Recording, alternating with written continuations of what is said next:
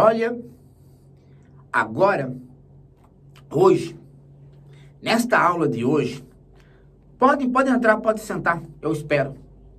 Entraram? Sentaram? Tá todo mundo acomodado?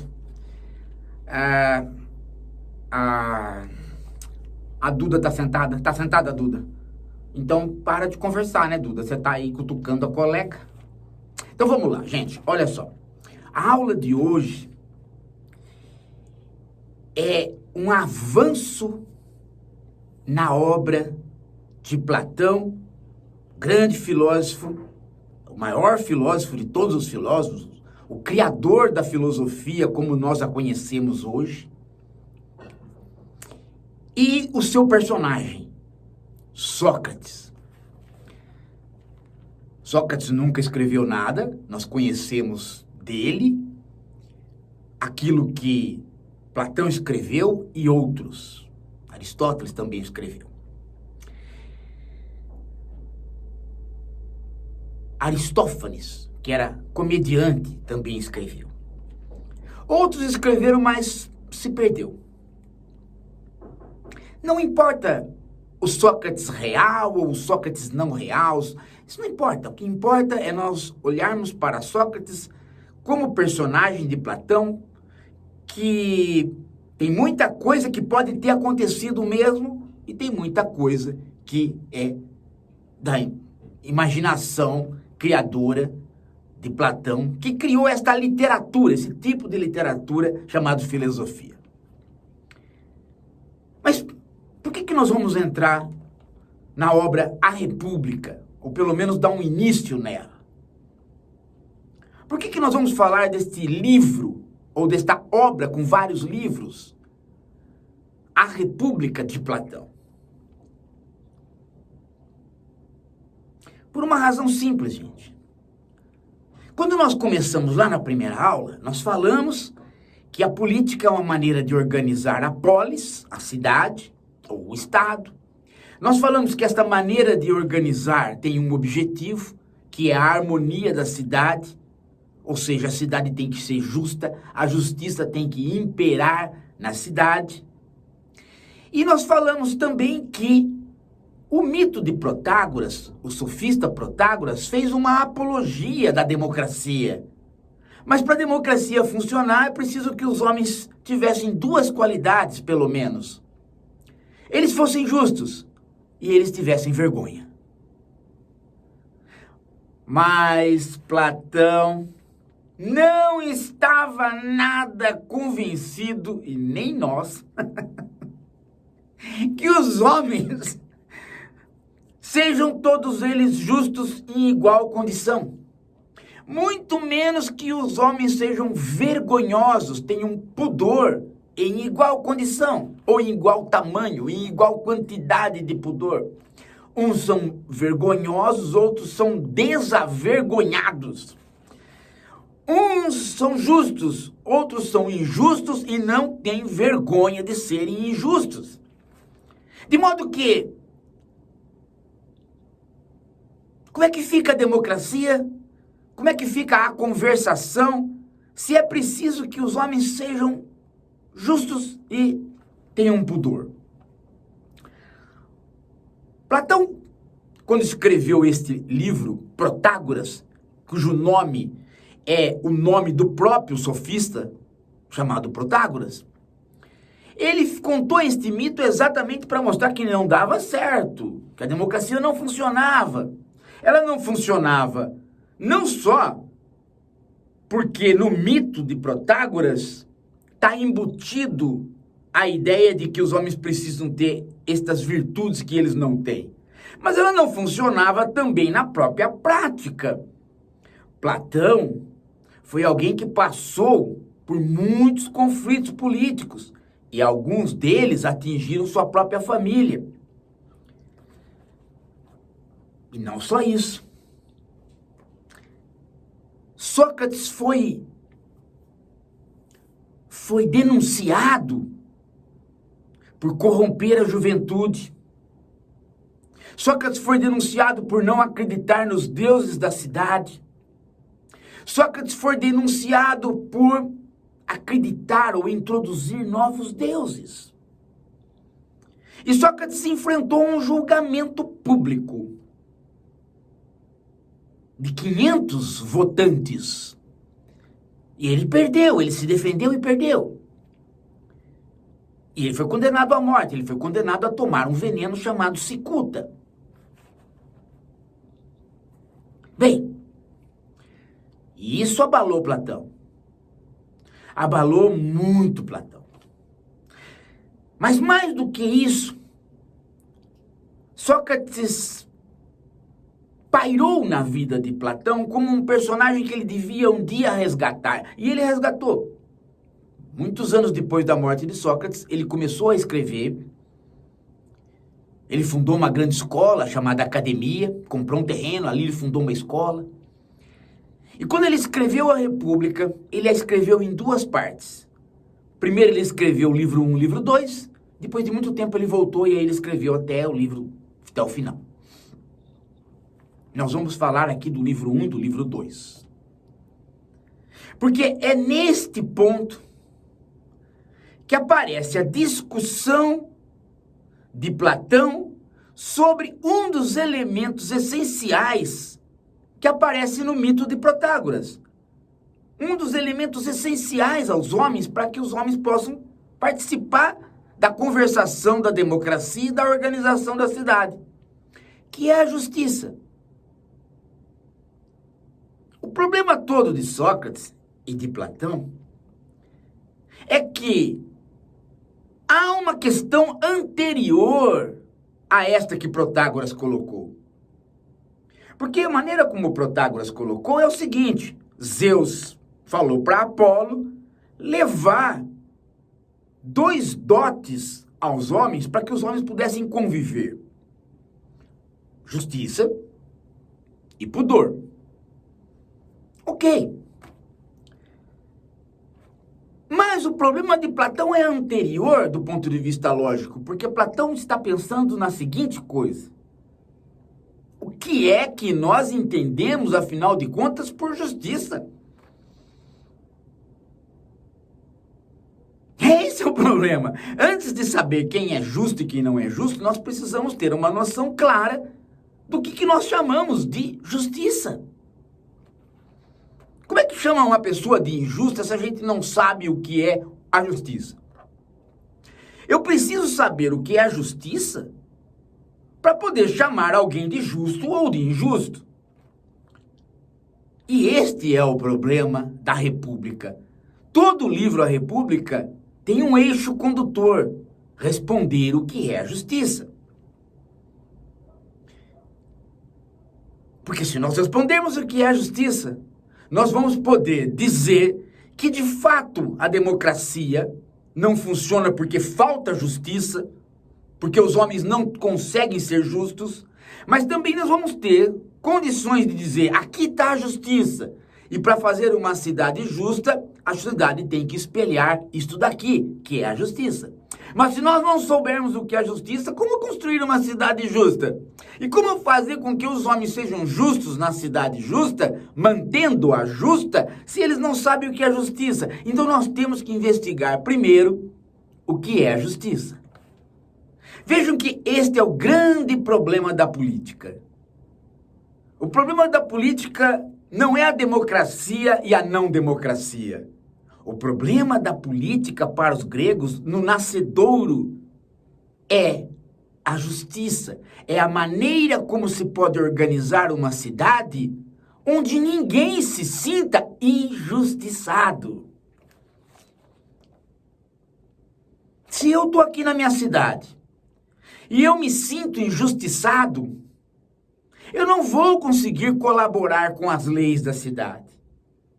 Se eu estou aqui no meu bairro e meu bairro cria situações para mim onde eu me sinto injustiçado, é difícil eu colaborar com o meu bairro. Para que eu possa colaborar com a cidade, com as leis, com o funcionamento da cidade, é preciso que eu não me sinta injustiçado. Então, a política é a administração da cidade para resolver conflitos, torná-la harmoniosa sob a luz da justiça. Esta é a política que os gregos pensaram. Platão, portanto, começa o livro A República com uma historieta, como sempre, contada por alguém, que contou por alguém, mas, enfim, é sobre Sócrates visitando uma casa de um velho muito rico. Eu até marquei aqui nesse caderno algumas passagens para que elas não destoem do texto da própria República. E que eu vou depois conversar com vocês. Este velho era o Céfalo. Céfalo era um velho rico. E quando Sócrates adentrou a casa de Céfalo junto com outros jovens, e também lá já haviam outros parentes do próprio Céfalo. Céfalo logo viu Sócrates e disse: Sócrates, faz tempo que você não vem aqui. Você deveria vir aqui, porque eu ir até o centro de Atenas é difícil. Eu tô velho. É mais fácil você vir. Sócrates aproveitou o gancho da frase eu tô velho, porque Sócrates era um grande conversador. Você jogava um gancho, ele pegava para conversa. E ele foi, mordeu a isca jogada por Céfalo, que era a isca que ele estava querendo. Ele falou: Céfalo, eu gosto de escutar os mais velhos, porque eles já trilharam o caminho que nós, os mais jovens, vamos ter que trilhar. E vou te fazer uma pergunta. O que é ficar velho sendo rico? E Céfalo disse: olha, Sócrates, ficar velho é duro. Muitos dos meus colegas que estão ficando velhos estão reclamando adoidado, mas eu não. Porque, vejam, e agora eu vou falar uma coisa para vocês entenderem o caráter erótico do povo grego, que nós não temos. Ele falou assim: sabe o que acontece? É bom ficar velho porque a gente se livra de tantos desejos, de tantas paixões que nos incomodam. Dá uma paz, uma serenidade, que é boa. E, sendo rico, a gente pode resolver alguns problemas que nos afligem na velhice. Quais, o Sócrates falou? Quais? Você vai pensar assim, ele vai falar da saúde, né? Não, claro que não. Essa preocupação da saúde é nossa, é moderna. O grego vai simplesmente se preocupar com o quê? Com a checagem dos mitos, a checagem das fábulas. Céfalo fala assim: sabe, Sócrates, quando a gente fica velho, sabe aquelas fábulas que a gente não dá a mínima importância para elas? E o Sócrates falou: quais? A do Hades, que é o inferno grego. O Hades quando a gente é jovem, falam do Hades, a gente ri, a gente se diverte, a gente não dá bola, mas quando a gente vai ficando velho, a gente começa a pensar: e se essas fábulas sobre o Hades, sobre descer ao Hades e ter que expiar os nossos pecados perante um tribunal, avaliar se fomos ou não fomos aquilo que deveríamos ser, isso preocupa a velhice. E nessa hora, Sócrates, é bom ter dinheiro. Porque a gente descobre que tendo dinheiro, a gente não precisa ficar devendo nada para os deuses e não precisa ficar devendo nada para os homens. pagar todas as dívidas para com os homens, não ser injusto com nenhum, e fazer todas as oferendas para os deuses, e não ser injusto com nenhum, é o propósito. Se você fizer isso, e se o Hades existir, quando você descer ao Hades, você não terá nada a temer. Pagar as dívidas, descer ao inferno, para o grego antigo, descer bem, ir dar de encontro com um tribunal que avaliaria a sua vida, é alguma coisa que você pode fazer tranquilo, descer bem, se você foi justo. Ou seja, se você pagou as suas dívidas, se você não injustiçou ninguém, e se você foi justo com os deuses, se você fez as oferendas, e você não foi injusto com o poder maior. Nada de saúde, nada de herança, nada de filhos, nada de pensar em outra coisa a não ser justo. Ser justo é ser bom. Eis o gancho que Sócrates parece que estava babando. Justo, ser justo. Sócrates começou então uma discussão, mas me diga, Céfalo, o que é ser justo? E o Céfalo falou, é isso que eu acabei de dizer, é não dever nada a ninguém. Muito bom. Mas veja só, eu empresto para você, Céfalo, você me empresta uma faca, uma arma, e eu fico com ela. Para ser justo com você, já que você me emprestou, eu tenho que devolvê-la. Céfalo falou, sim, isso é ser justo, não ficar devendo nada a ninguém. Se você pegou uma coisa, devolva. Se você não pode devolver, pague o que deve com o seu dinheiro. Por isso que eu estou tranquilo sendo rico. Porque eu posso fazer isso. Eu não vou morrer devendo. Eu não vou morrer sendo injusto. Quer dizer que ser justo é, então, retribuir aquilo que se deve. Devolver aquilo que se emprestou. Dar de volta aquilo que se tomou. Sim, porque eu pego uma parte, depois você repõe. Ajustou. Tem justiça. Só que eu emprestei a faca. A faca está comigo. Quando você me emprestou, você era um homem lúcido. Quando eu volto para devolver, você ficou completamente gagá. Eu sou justo e bom se eu te entregar a faca? Não poderia você enfiar essa faca no seu próprio peito, dado o estado de loucura que você está?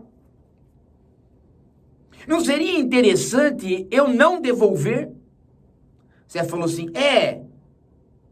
se você for um bom amigo, talvez seja interessante você não devolver. E aí, Sócrates dá o bote da dialética, né? Bem, então agora você caiu numa contradição, né? Porque para eu ser bom amigo e ser bom, eu tinha que ser justo. Só que agora, para ser bom amigo, eu não posso ser justo, eu tenho que ser injusto, ou seja, não posso cumprir a definição de justiça que você disse, que é entregar aquilo que se emprestou, ou pagar aquilo que se deve. Esse é o método do Sócrates. Céfalo percebe logo que a conversa não tá para ele, e ele fala, olha, eu estava fazendo meus sacrifícios aos deuses, quando vocês chegaram, eu vou deixar vocês conversando, e vou continuar o meu sacrifício. Céfalo levanta, e eis que, ouvindo aquela conversa, estava Trasímaco. Trasímaco está completamente enraivecido com aquela conversa. Porque ele acha que Sócrates está fazendo um auê, está fazendo aquele espetáculo de retórica. E ele diz, Sócrates, para com esta bobagem que eu não aguento mais. Sócrates fala, mas que é isso, Trasímaco? Sócrates, eu vou dizer para você o que é a justiça. A justiça é o interesse do mais forte. É isso que é a justiça. Sócrates falou, mas é o interesse do mais forte? E o debate, então, se desenvolve no sentido de Sócrates ir pondo obstáculos nesta definição de Trasímaco, que é uma definição, né, que muitas vezes nós usamos. Pensa bem. Às vezes alguém chega para vocês e fala assim, a justiça da cidade é esta. E depois você volta para casa e fala, quer saber de uma coisa? Sabe o que é a justiça? A justiça mesmo é a injustiça. Porque a justiça, o que é chamado de justiça, aquilo que é definido como justiça, aquilo que é exercido como justiça, tanto na definição como na realidade, é o interesse daqueles que estão no poder, daqueles mais fortes que estão no poder. No fundo, a justiça é o que eles querem para eles. Satisfaz a eles. A justiça é uma grande injustiça. A gente fala isso direto. E a gente se acha crítico. E Trasímaco se achava o máximo dizendo isso. Quando Sócrates consegue derrubar a tese de Trasímaco, o próprio Sócrates cala Trasímaco. Mas Trasímaco percebe que ele não precisava falar muita coisa mais. Por quê? Porque Sócrates consegue refutar essa definição de Trasímaco, mas ele próprio, Sócrates, não consegue dizer o que é a justiça. Sócrates consegue dizer o que não é e faz com que Trasímaco não consiga sustentar aquela tese de que a justiça é o interesse do mais forte. Mas Sócrates mesmo acaba confessando, olha, eu rodei, e quer saber de uma coisa? Eu não consegui chegar à justiça. Nessa hora é que aparece Glauco, e junto com o seu irmão, Adimanto. E Glauco vai introduzir uma outra definição. Glauco vai dizer a seguinte coisa, Sócrates, deixa o Trasímaco de lado. Deixa o Trasímaco de lado. A questão não é nada disso. A questão não é esta que você está pondo. A questão é outra, Sócrates. E Sócrates olhou espantado e falou, mas então, Glauco, me diga o que você acha. E Glauco falou a seguinte coisa. Uma coisa que a gente sempre fala por aqui também. Vocês acham que falam direto. Glauco falou a seguinte coisa. Olha, o problema todo não é se a justiça é o interesse do mais forte ou não é. O problema todo é que ninguém é justo a não ser por medo de punição. Se não for por medo de punição, as pessoas são injustas. E quer que eu te fale uma coisa? Só sendo injusto que você é feliz. Porque se você for justo, você não vai se dar bem e não vai ser feliz. E vou dizer mais, o Glauco falou. Essa posição de você não ser justo para ser feliz é a posição mais racional possível. Nós não estamos abandonando a razão, pelo contrário, nós estamos sendo muito racionais ao fazer com que nós não nos curvemos à tentativa de ser justos. Nós temos que ser justos para não ser punidos, mas podendo não ser punidos, sendo injustos, é muito racional ser injusto, porque isto vai nos dar vantagem e vai nos trazer felicidade. Adimanto, irmão de Glauco, também vai nessa direção e ajuda Glauco. E Sócrates então começa todo um trabalho de novo, de tentar desmontar esta argumentação de Glauco, como desmontou a de Trasímaco. E é um longo debate, uma longa conversa, que vale a pena vocês lerem. Mas aqui para nós, o importante é saber que Sócrates de novo desmonta esse argumento. E de novo Sócrates, ao desmontar esse argumento, diz para Glauco: Glauco, eu consegui calar você, mas eu confesso que eu não consegui chegar, eu próprio, à justiça.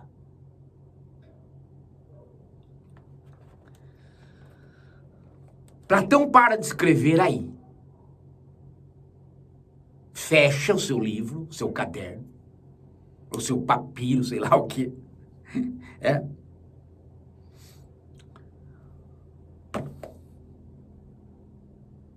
Ou Platão, né, para de digitar, fecha o seu computador e não volta mais. Larga esse diálogo deste jeito. Só muito mais tarde ele retoma para o livro 3, 4, 5.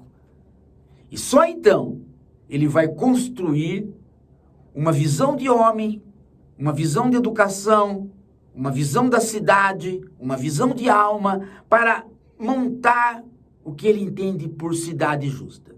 E montar a ideia de justiça para poder fazer a cidade justa.